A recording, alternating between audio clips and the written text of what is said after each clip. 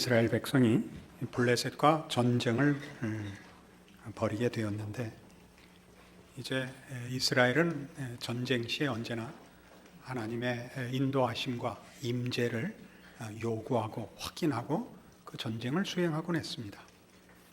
그래서 이제 사무엘이 와서 화목제와 번제를 드리고 이제 전쟁을 시작할 작정이었는데, 블레셋이 먼저 밀고 들어오는 바람에 사태는 위급함에도 불구하고 사무엘은 오지 않습니다. 마음이 다급해진 사울 왕이 자신이 제사를 드리고 그 후에 온 사무엘에게 꾸중을 들은 그런 내용입니다. 그런데 이 사무엘이 드려야 할, 그가 제사장이니까 제사장이 드려야 할 이 제사 제도를 왕이 드렸다고 해서 그게 그렇게 큰 죄냐 하는 것이 오늘 문제라면 문제입니다. 나중에 보면 다윗 왕은 그 제사장 외에는 먹지 못하는 진설병을 먹었는데도 그건 뭐 성경에 꾸중이 없습니다. 이 문제가 왜 이렇게 크냐? 또 우리가 보통 이스라엘의 첫 번째 왕 사울이 실패한 왕이고 하나님이 세우셨지만 나중에 폐위시킨 왕인데, 그가 범한 죄가 도대체 무엇이길래 그렇게 중한 그 처벌을 받았는가 하는 문제도 이 시간 함께 풀어야 할 줄로 압니다. 13절과 14절에 반복해서 나오는 이 꾸중을 기억하셔야 됩니다. 사무엘이 사울에게 이르되 왕이 망령되이 행하였도다.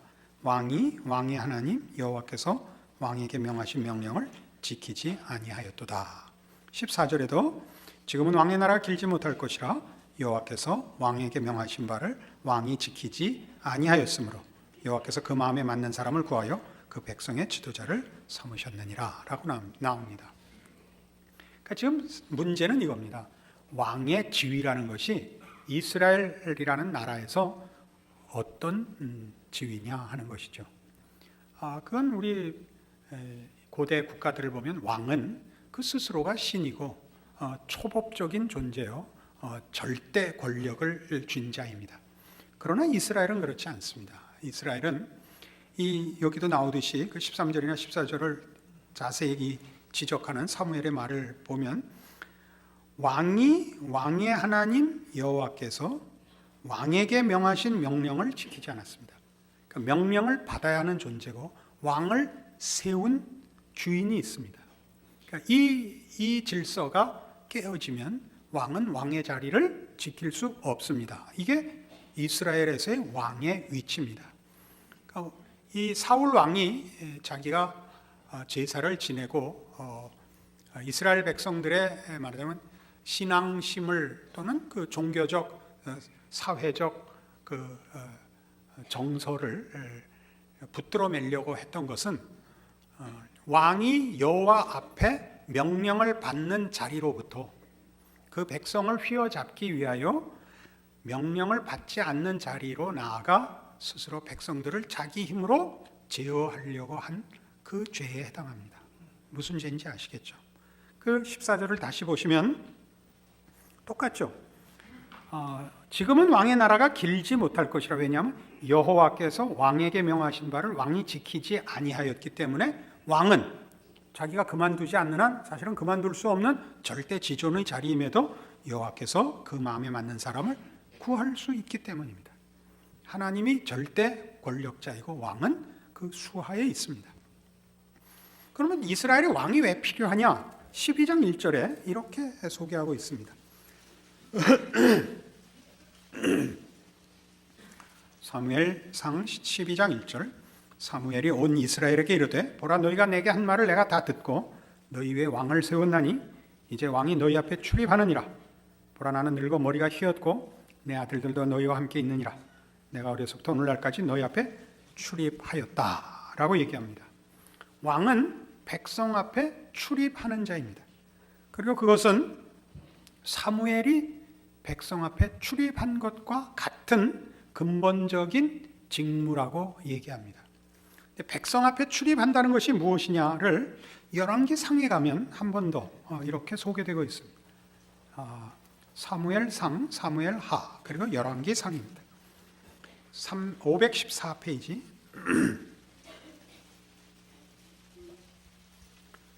열왕기상 3장 3절입니다.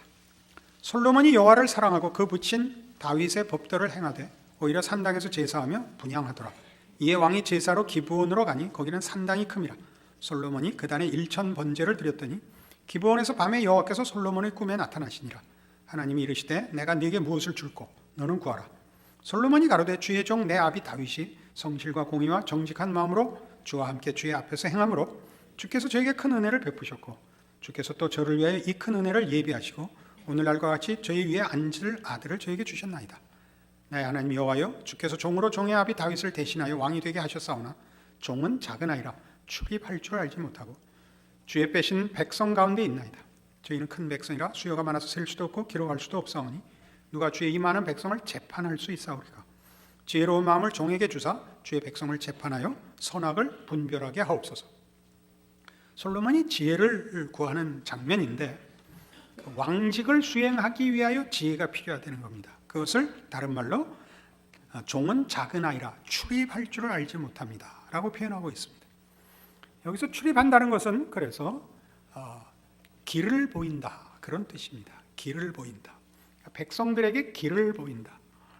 길을 보인다는 것은 안내한다, 인도한다, 모범을 보인다 그런 뜻입니다. 이스라엘에게 있어서 왕은 하나님의 법도를 보이며 모범을 행하는 자를 말합니다.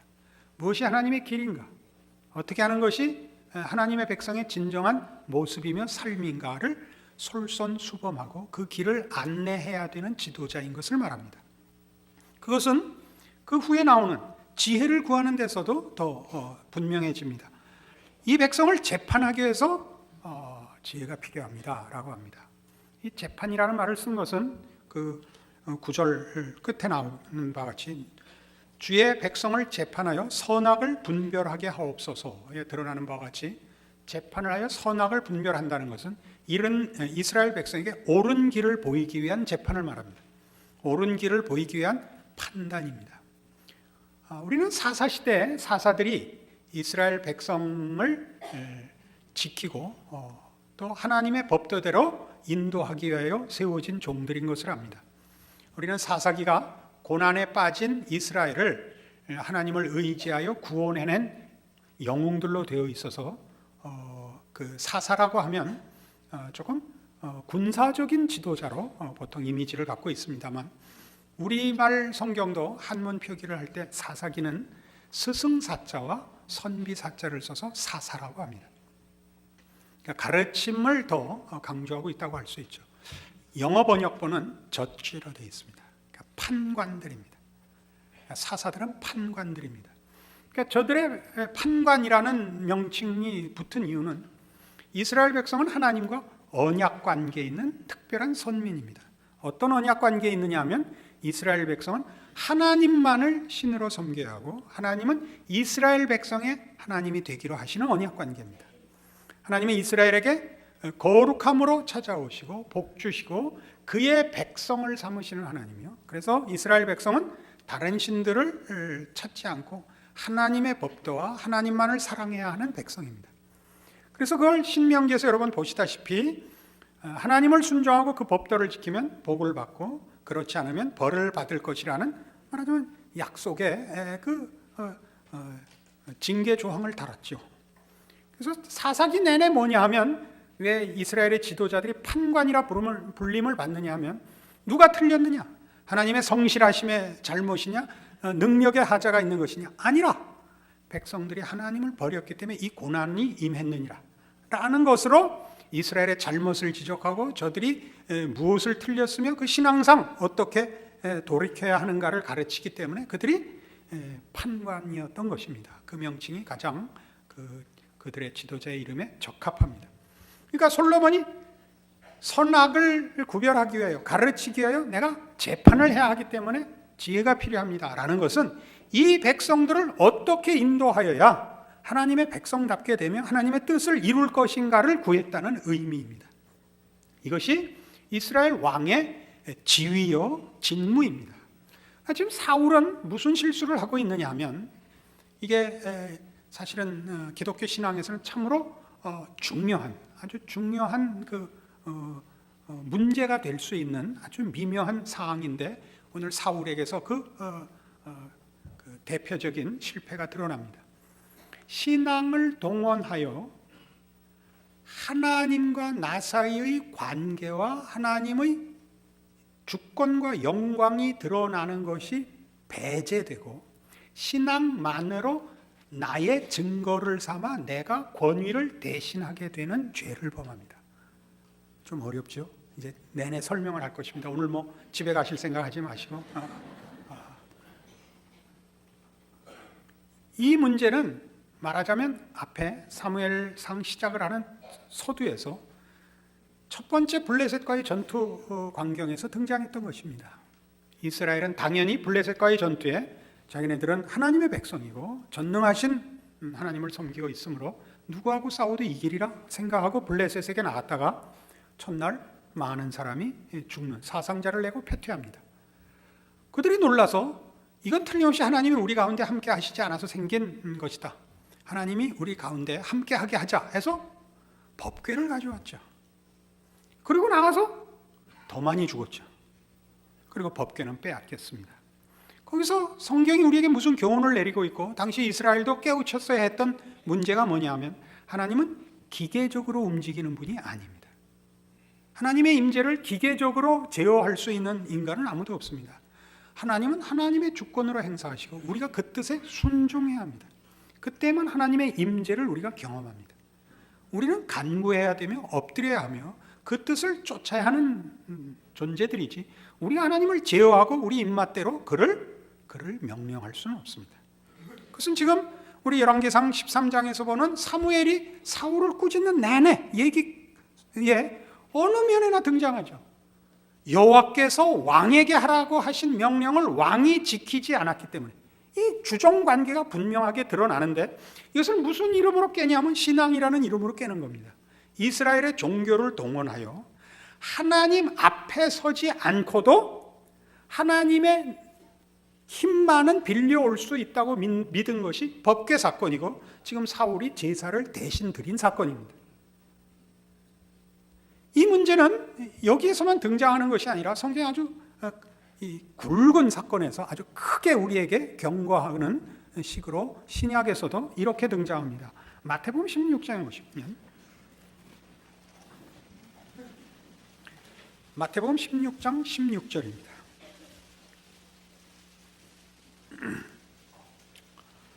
시몬 베드로가 대답하여 가로되 주는 그리스도시요 살아계신 하나님의 아들이시니이다. 예수께서 대답하여 가라사대 바요나 시몬아 네가 복이 있도다. 이를 내게 알게 하니는 혈육이 아니요 하늘에 계신 내 아버지시니라. 또 내가 네게 이르노니 너는 베드로라. 내가 이 반석에 내 교회를 세우리니 음부의 권세가 이기지 못하리라. 내가 천국 열쇠를 네게 주리니 내가 땅에서 무엇이든지 매면 하늘에서도 매일 것이요 내가 땅에서 무엇이든지 풀면 하늘에서도 풀리리라. 라는 아주 복된 교회의 설립과 교회의 권세를 약속하셨습니다. 이 모든 허락은 베드로의 고백에 근거하고 있습니다. 베드로의 고백에 근거한다는 말은 상당히 오해될 소지가 있습니다. 베드로의 고백이라는 신앙 고백, 신앙을 고백하는 힘 위에 있는 것이 아니고 고백의 내용을 말합니다. 고백의 내용은 뭐죠? 예수님은 하나님이시고 구원자이십니다. 이 위에 이 교회가 또 교회의 권세가 있습니다. 그러나 베드로는 이 문제를 이제 뒤에 가서 약간 잘못 알고 있었다는 것이 드러납니다. 21절 이때로부터 예수 그리스도께서 자기가 예루살렘에 올라가 장로들과 대제사장들과 서기관들에게 많은 고난을 받고 죽임을 당하고 제3일에 살아나야 할 것을 제자들에게 비로소 가르치시니 베드로가 예수를 붙들고 가나요 가로되 주여 그리 마옵소서 이 일이 결코 주에게 미치지 아니하리이다. 예수께서 돌이키시며 베드로에게 이르시되 사단아 내 뒤로 물러가라. 너는 나를 넘어지게 하는 자로다. 네가 하나님의 일을 생각지 아니하고 도리어 사람의 일을 생각하는도다. 무서운 꾸중을 듣습니다.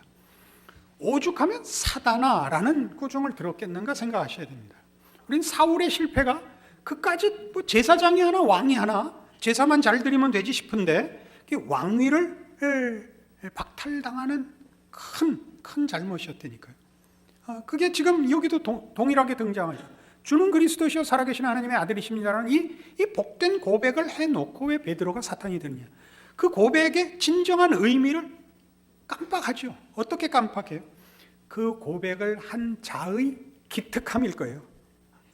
자기 스스로에 대한 기특함이 이제 그리스도 앞에 서 있고 하나님 앞에 서 있는 이 관계성이 배제된 채, 그러니까 신앙 고백이 일어나는 곳에 그 신앙 고백의 내용과 대상인 하나님과 성자 예수 그리스도가 있고 그 앞에 서 있는 내가 아니라 이분들은 없어지고 신앙 고백을 한 나만 남는 그런 일이 생기면 그는 더 이상 왕이 될 수 없고 성도가 될 수 없는 것입니다. 좀 심하지 않은가? 좀 여러분 머리로 이렇게 금방 알아들을 리도 또 없는 일이고 하니까 이번엔 마태복음 4장으로 가봅시다. 골치 아프죠? 그냥 쉽게 믿게 할까요? 그냥? 그래도 끝까지 가보고 그 다음에 선택을 합시다. 마태복음 4장에 가면 그때 예수께서 성령에게 이끌려 마귀에게 시험을 받으러 광야로 가사 40일을 밤낮으로 금식하신 후에 줄이신지라. 시험하는 자가 예수께 나와서 가로되 내가 만일 하나님의 아들이거든 명하여 이 돌들이 떡덩이가 되게 하라. 예수께서 대답하여 가라사대 기록되었으되 사람이 떡으로만 살 것이 아니요 하나님의 입으로 나오는 모든 말씀으로 살 것이라 하였느니라. 이에 마귀가 예수를 거룩한 성으로 데려다가 성전 꼭대기에 세우고 가로되 네가 만일 하나님의 아들이거든 뛰어내리라. 기록하였으되 저가 너를 위해 그 사자들을 명하시리니 저희가 손으로 너를 받들어 발이 돌에 부딪히지 않게 하리로다 했느니라. 예수께서 이르시되 또 기록되었으되 주 너의 하나님을 시험치 말라 하였느니라. 이 이제 세 시험 중에 앞에 두 개인데요. 공히 무엇을 문제 삼고 있죠? 내가 만일 하나님의 아들이거든. 내가 만일 하나님의 아들이거든. 이제부터 그 아들된 어떤 권세와 그 정체성과 혹은 그 권리들을 발휘해서 네가 하나님의 아들이라는 것을 확인해봐라. 이겁니다. 우리 예수 믿으면 제일 많이 받는 시험 중에 하나입니다. 내가 정말 진지한 신앙 고백을 갖고 있는데 어떻게 하나님이 나를 받아주신 것 같은 게 없다. 이 생각이 드는 사람이 참 많습니다. 이제 오늘 그 문제를 여기서 풀 수 있기를 바랍니다. 여기에 대한 예수님의 대답은 이겁니다. 사람이 떡으로 살지 않고 하나님의 말씀으로 산다. 주 너의 하나님을 시험치 말랍니다.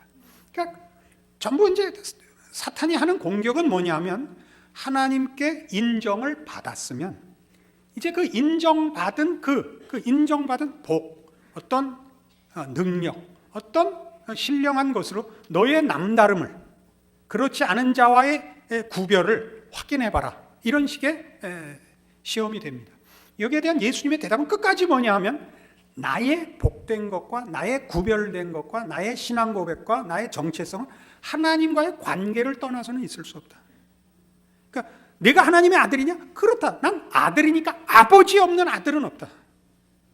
아버지를 떼어내고 나 하나만으로 독립시켜서 내 존재나 내 행동을 구하는 것은 그건 말이 안 되는 거다 이겁니다. 너 뛰어내 하나님을 시험치 말라 이겁니다. 이 문제의 싸움은 세 번째 시험을 보면 더 확연해집니다. 세 번째 시험은 뭐냐 하면 8절 마귀가 또 그를 데리고 지극히 높은 산으로 가서 천하 만국과 그 영광을 보여 가로되 만일 내게 엎드려 경배하면 이 모든 것을 내게 주리라. 여러분 생각해 보세요. 앞에 내가 만일 하나님의 아들이거든 이렇게 해보라. 이거는 시험으로서 그 난이도가 꽤 있죠, 그죠? 그건 정말 난이도 한 2쯤 될 거예요. A, B, C, D, E. 트리플 점프보다 센 거잖아요. 그러나 세 번째 시험은 우습잖아요. 세 번째 시험은 우습잖아요. 나에게 경배하면 이걸 주겠다. 아니 사탄한테 경배할 신앙인이 어디 있어요? 항차 예수님이겠어요. 근데 왜 이런 뒤로 갈수록 원래 어려워지는 거 아닌가요? 원래가 그렇죠. 마귀는 머리 큐가 낮을까요? 어떻게 된 거죠? 이게 이 시험의 공통성이 무엇인가가 드러나는 시험입니다. 하나님과 나의 관계를 떼고 신앙이라는 것이 존재할 수 없습니다. 그때는 그가 누구 밑에 있는 셈이냐면 사탄 밑에 있다는 거죠. 사탄이 본색을 드러낸 겁니다. 하나님과의 관계를 분리해내는 문제를 계속 냈죠. 뭘로? 신앙이라는 이름으로. 신앙이라는 이름으로. 네가 만일 하나님의 아들이거든요.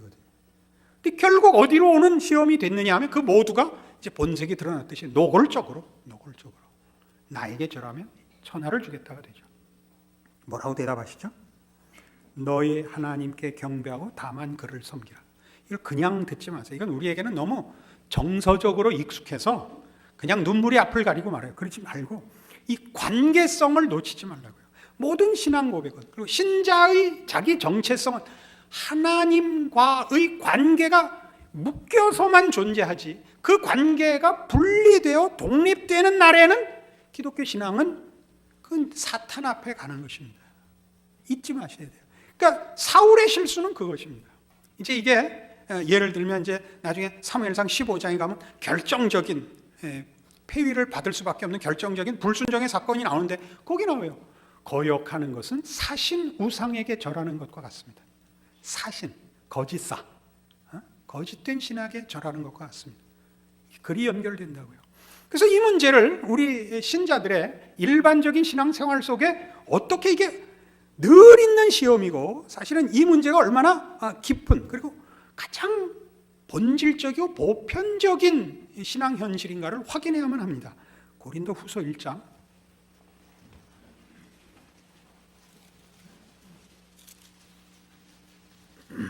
286페이지 신약성경 고린도후서 1장 8절입니다. 형제들아, 우리가 아시아에서 당한 환난을 너희가 알지 못하기를 원치 아니하노니 힘에 지나도록 심한 고생을 받아 살 소망까지 끊어지고 우리 마음에 사형 선고를 받은 줄 알았으니 이는 우리로 자기를 의뢰하지 말고 오직 죽은 자를 다시 살리시는 하나님만 의뢰하게 하심이라. 자, 사도 바울은 기독교 역사상 최고의 하나님의 일꾼입니다. 근데 이 하나님의 종에게 하나님이 뭘 시키냐면 늘 하나님만 붙잡고 살게 합니다. 하나님만 붙잡고 살게 하기 위해서 뭘 줬다고요? 고난을 줬다는 겁니다. 이 아시아에서 당한 환난은 고린도후서 11장에 소개되는 이런 내용들을 다 한마디로 요약한 겁니다. 40에 하나 감한매를 5번 맞고 3번 태장으로 맞고 한 번 파선하고 일주야를 기품 속에서 보내고 여러 번 여행에 동족의 위험과 이방인의 위험을 또는 강도의 위험을 만나고 또 여러 번 굶고 춥고 헐벗었노라. 이 모든 내용을 그냥 압축해서 아시아에서 당한 환난이라고 얘기하고 있습니다. 이 환난을 당했을 때 어떤 자리까지 갔다고요?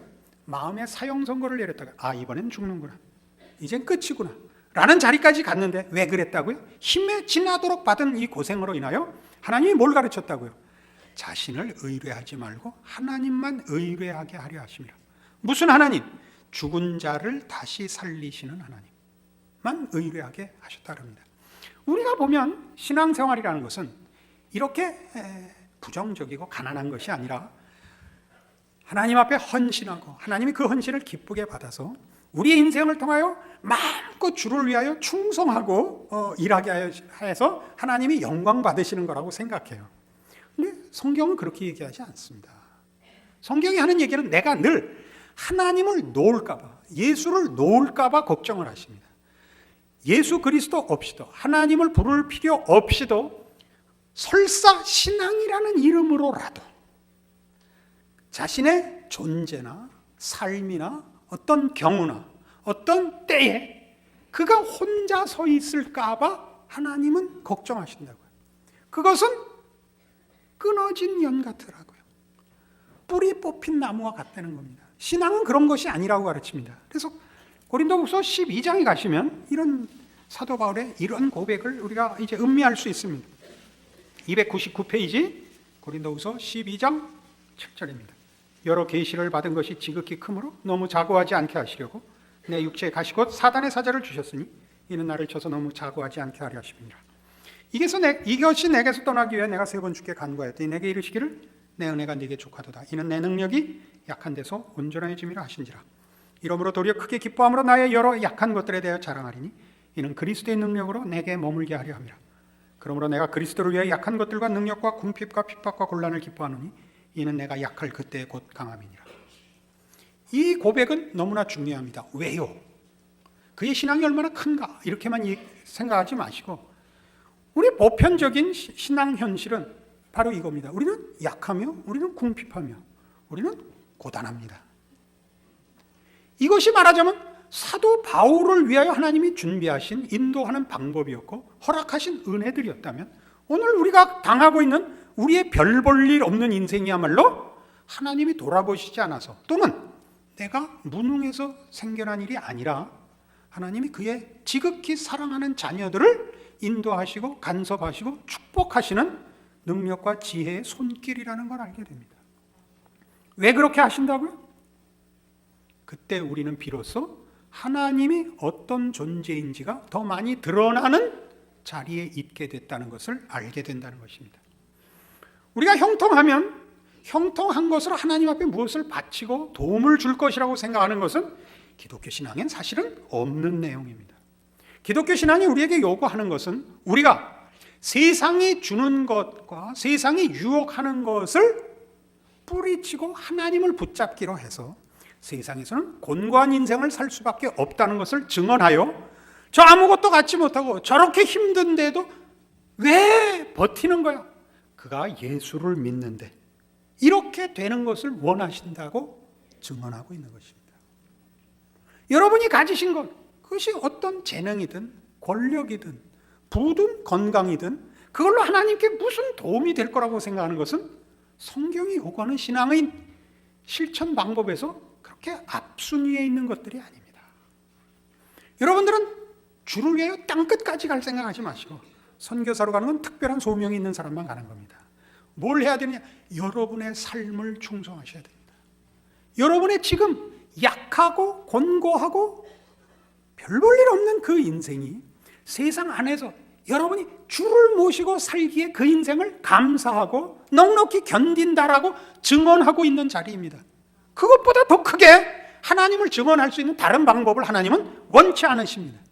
한 인격과 존재와 생애를 걸고 운명을 걸고 하나님을 섬기기 위하여 내가 세상과 타협하지 않노라 라고 말하는 것을 하나님은 요구하고 계십니다. 그렇게 살긴 싫다 이거죠. 바쳐서 드러나서 폼나게, 그게 사울이라니까요. 혓바닥이 다 꼬여요. 그게 사울이라니까요. 폐위당했다니까. 왜 사울이 이렇게 시작하자마자 그 왕위를 폐위당하느냐? 그는 신앙이 뭔지 모른다는 얘기입니다. 우리 모두가 그렇습니다. 우리는 주를 위하여 열심히 특심한 민족입니다. 그래서 신앙에서 벗어나고 있습니다. 각자에게 맡긴, 너희는 세상의 빛이다, 너희는 세상의 소금이다가 뭔지 모르는 겁니다. 다르게 살아야죠. 그 다르게 산다는 것이 윤리 도덕성의 문제가 아닙니다. 근본적인 존재론에 대한 이해입니다. 하나님과의 연결, 예수 그리스도 안에 있음을 벗어날 수 없다는 겁니다. 네가 만일 하나님의 자녀이거든 저 돌들을 명하여 떡을 만들어. 그건 하나님이 정하실 문제고 나는 그의 말씀으로 산다. 이걸 버티셔야죠. 여러분의 인생에 억울한 것은 하나도 없습니다. 여러분 하나하나가 다니엘이고 엘리야인 것입니다. 그들을 흉내낼 것도 그들을 부러워할 것도 없습니다. 여러분들은 그렇게 여러분이 있는 주변에 여러분을 통하여 하나님이 누구신가를 증언하는 유일한 하나님의 자녀입니다. 그래서 우리는 이 고백을 오늘 우리의 것으로 가져야 합니다. 빌립보서 4장 13절입니다. 322페이지 빌립보서 4장 13절 다 함께 읽습니다. 내게 능력 주시는 자 안에서 내가 모든 것을 할 수 있느니라.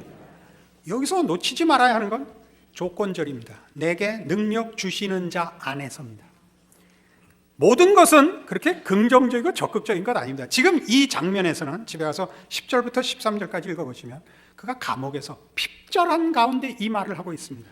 그가 하는 얘기는 뭐냐면 내게 능력 주시는 자 안에서 내가 무슨 꼴이라도 당할 수 있다 이런 말입니다. 그는 아까 우리 고린도 후서에서 본 바와 같이 또는 1장이나 12장에 나타난 내가 약할 그때 강하다, 내 연약한 것을 자랑하리라 한 것 같이 그는 지금 감옥에 갇혀서 이 엄청난 고백을 하는 것입니다. 내게 능력 주시는 자 안에서 내가 모든 것을 할 수 있다고. 우리 하는 일은 세상에 속한 일 아닙니다. 우리의 삶의 근거와 본질과 방향이 세상과 다릅니다. 우리는 세상의 유혹과 시험 앞에 지지 않고 있습니다. 왜요? 우리는 예수 안에 있기 때문입니다. 그를 힘입어 살며 우리를 예수와 분리해서 얘기하거나 증명하거나 분리해서 우리가 나설 수 없는 존재들입니다. 언제나 우리는 오직 그에게 경배하고 그를 섬길지니라 라고 답하는 자로 우리의 삶을 삽니다. 기도하십시다. 하나님 아버지의 은혜를 감사합니다. 우리의 신앙적 고백들은 우리의 존재와 우리의 삶과 우리의 운명의 본질입니다. 우리를 예수 그리스도와 떼어놓을 수 있는 것은 아무것도 없습니다. 세상의 시험과 유혹 앞에 우리는 하나님의 자녀로 섭니다. 주를 의지하여 섭니다. 우리의 약하고 어리석고 미련한 것들을 인하여 더욱더 주를 의지합니다. 그때 주께서 우리의 생애를 통하여, 우리의 존재를 통하여 영광 받으시며 간섭하시며 은혜를 베푸실 것을 믿습니다.